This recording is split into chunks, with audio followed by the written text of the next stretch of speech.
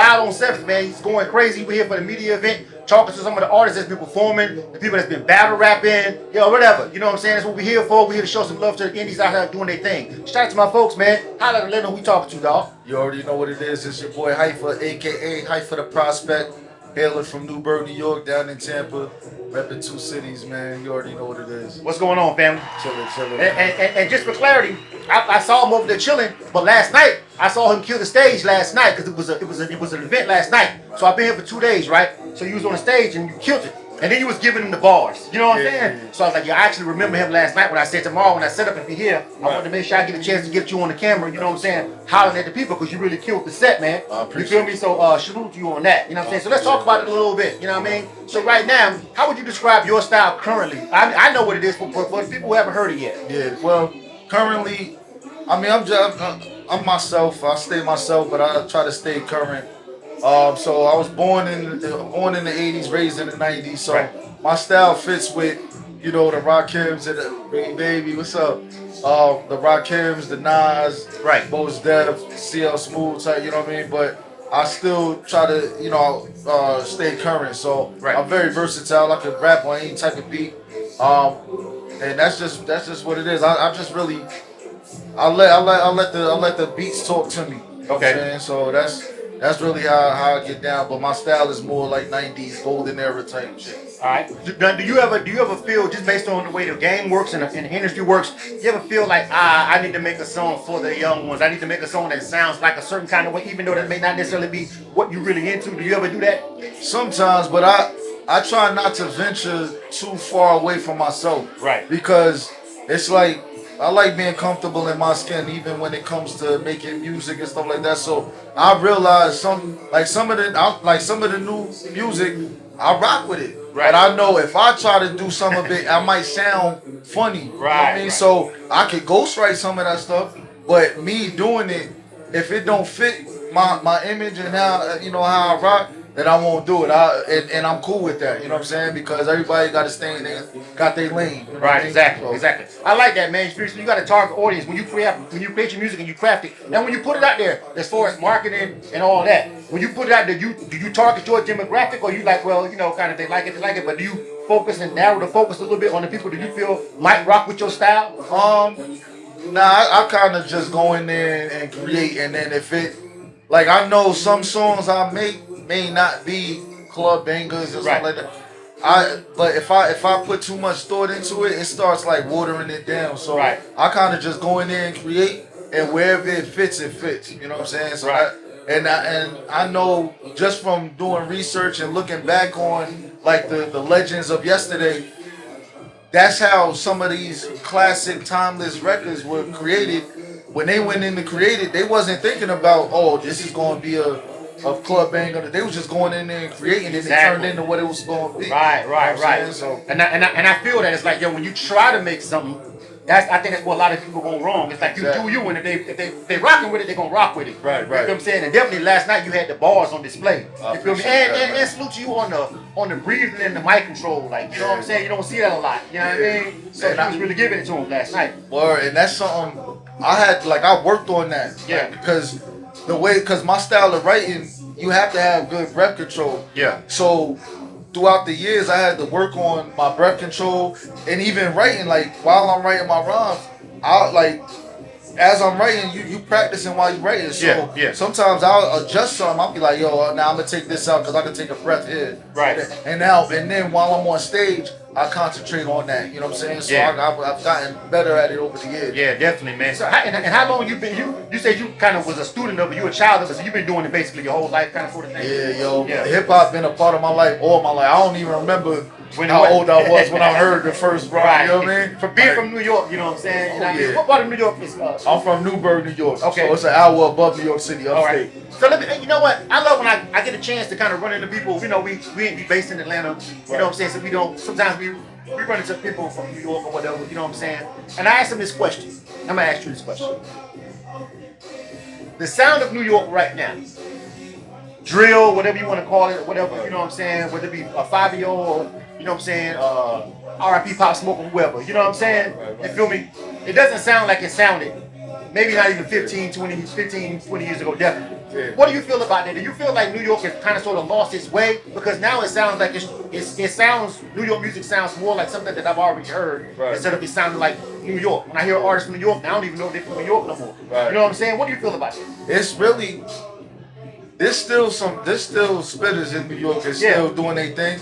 It's what makes it to the mainstream. You know what I'm saying? So I wouldn't say like overall, I wouldn't say New York lost its way completely. I just think that the music industry, the pivot that the music industry took, New York had to, you know, kind of adjust to it the best way they could. And then you got the younger generation, they making music based off of what they influenced with, based off of what they hearing. So it's just what's being played on the mainstream. And like I said, there's still underground spitters in New York, like underground, but they known.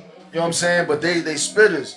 So it's like, you know, I think everything is a full circle too. So I think it's coming back around to that lyricism. Like you gotta know how to really rap. You know what I'm saying? You feel like it's coming back to that? Yeah, and not only just in New York, like all over. You know what I'm saying? Like shit. Atlanta Ben has spitters like Outkast, T.I. And the young ones coming up, like people love J.I.D. Yeah. He's a spitter. You know what I'm saying? He one of the hottest out of Atlanta right now as far as youngins. You know what I'm saying? Facts, and he man. gets it in. You know what I'm saying? So I was happy to see him come to the forefront. You know what I mean? Because he's so crazy with it. You know what I mean? Even in the battle rap, like that last night, we had battle rap. You know, battles.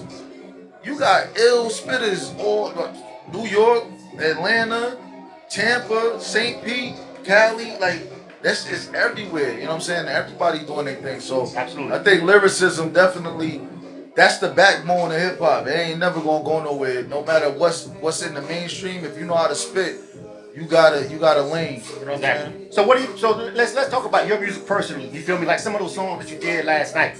Let's talk about that. Like I like the second song was the one that I liked all of them, but the second one was the one I actually liked. What was that standout one? The second song. The second one I did was Run the Mic. Right. Run me the mic. Give me that. Yeah, that's Run the Mic. So that's out on all streaming platforms. I released that song back in 2021, I think. Okay. So yeah, it's a video out for it too. All right, on YouTube. We're definitely, and we watching this video right now. If you're watching this interview, you on YouTube, but that's where we post our videos. You know what I'm saying? So you on YouTube, find it right now. I think he gets out his social media in a second. Go on and scroll and look that up. Cause I'm telling you, he got some balls. It's nice. You know what I mean? So y'all make sure y'all go and check the guy out. You feel me? So you got an album coming out. You got some singles out there now. Something new. What you working on right now? Right now, I've been putting out singles like consistently since probably last year. Me and my producer, Man Smooth, that's what's been the focus. So I got a few singles out right now. The latest one is called Petals. I performed that one last night too. And then actually the latest one is Dope. Actually, I dropped that last month. So that's featuring Just the Phineas. Okay. So got Dope, and then next week on September 18th, I'm actually dropping another single called Memorize Pain. All right. And that's a tribute to my brother that passed away back in 1992. So you did that last night, didn't you? Did you do a song that was kind of sort of Petals was the one that was like kind of, it was a slower pace. But just spitting just some hip hop shit. So that's Petals. Okay. But Memorize Pain, that's coming out. I haven't performed that. Okay, all right.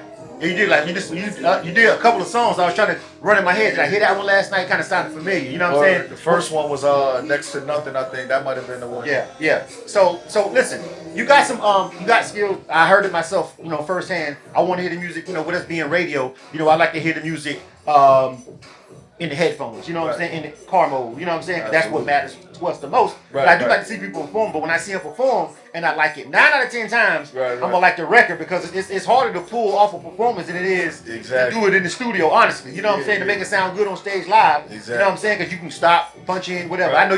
I don't even feel like you're a punch in artist. I can tell right now. I ain't even gonna try you like that. I can even tell you ain't doing it. But you know what I'm saying? How do you feel about the punch ins? Because that was a big. Somebody did a whole big. It was like 50,000 comments on this one post about punching in.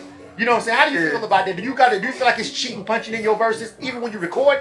Nah, I don't think. I mean, I had my reservations about it, like coming up because of just the era I came up in. But Nah, because sometimes it's multiple reasons. One, whatever's gonna make that record sound hot, yo, do what you gotta do. You know what I'm saying? Right. Secondly, there's sometimes it sound good when you punch in. Like you can, like I can listen to a record and tell, oh yeah, he punched in right there, but it's calculated. Right. And I'm like, yo, it's like it's a fluency to it. You know what I mean? It depends on how you do it. So now I don't knock nobody that punch in, because at the end of the day, do what you gotta do to make the record sound hot and practice it so you can perform it live. Exactly. That's where it matters at. Right. When you on that stage and you can perform it live, that's what's gonna matter. Yeah, and I say this like sometimes when you punch it in the studio, you gotta consider the fact if you ever want to perform that song live, you would never physically be able to do that live. So you gotta have a hype, you gotta have somebody to come up under you. You know what I'm saying? That's a fact. The way you recorded it, you literally talking up under yourself. It's like you at what point you gonna breathe. Right. When you do it live. And the thing is, it's like if you going.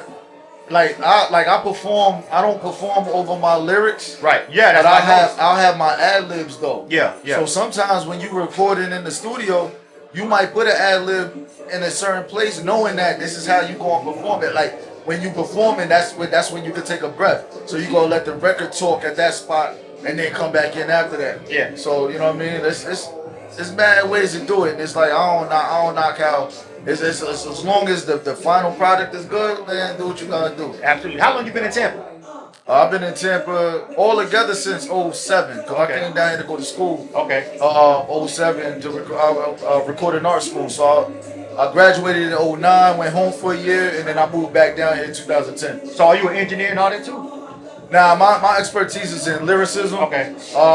In production, I'm limited. Like I know how to run a studio session, but I'm not no prolific engineer. You know what I'm saying? All right. Yeah, I asked you, you went to recording school. So I'm like, oh, you engineer, you know what I'm saying, engineer too. I went to school, when I started out in the game as an artist. Right. And I went to school to learn all of this, you know what I'm saying? But I also went to school to learn engineering because I was paying so much money for studio time. I was like, dog, my first album, and we probably close to the same age. Yeah. I started in the 90s rapping, you know what I'm saying? So back then, I was spending thousands of dollars just to record. Yeah. You feel what I'm saying? So I'm like, dog, by the time I do all this, I got to taught myself how to do all this and bought my own gear and cut out all that, you know what I'm saying? So that's actually why I went to school, you know what I'm saying? For the same reason. Trying to save money on future projects. Like, yo, I'm going to keep spending all this money. I need to know how to do everything in it, you know what I'm saying? Exactly. You know what I mean? And I know, I heard Talib Kweli say this a few years back. He said, yo, things started happening for him when he started doing everything himself. Yeah. You know what I'm saying? So it's like, as artists, especially in this day and age, where the independent route is the route to go, the more you know, the better. Yeah. And you can do that for yourself and then provide the service to other people. You know what I'm saying? So, shoot, David Bender, that's how he started. And was able to keep all the money. Well, you know what I mean? You know what I'm saying? I mean, it's all good. If it's all good, I love collaborations and work with other people. You know, I'm just saying, like, you know, you keep more of the money. You ain't gonna never keep all the money. You know what I'm saying? Like, that's just not all the money, dog. You gotta share the money. You know what I'm saying? But share it the way it needs to be shared. But at the same time, you know, the more you know, the more you keep in your pocket. Exactly. At the end of the day, man. Before we roll, man, I want to make sure you give everybody social media so they can find you and find that music, dog. Absolutely, man. I'm on IG, HYFA _THA _prospect. It's Hyfa _the _prospect. You can Google me too. If you put in Hyfa the prospect in Google, all my social media pages come up. I'm on Facebook, Hyfa in the #1. On YouTube, Hyfa the #1. Twitter, Hyfa the #1. So all that, man. I'm working. I had my website was up and running. It's down now, but I gotta get it back. I'm about to get it back up and running. All right. So definitely, man. Got some more music coming down the pipeline. Stay tuned. Music videos coming. All that, man. For sure, man. Strides to the homie, man. Salute. If you're watching this right now on YouTube, first of all, hit subscribe to the channel. Make sure you do that. Then go and find all this music, man. The homie got some bars. Salute you, dog. Keep grinding. You know what I'm saying? Appreciate it, for sure. bro. All right, this is K-100 Radio. You know the drill. Hit that like button. K-100 Radio.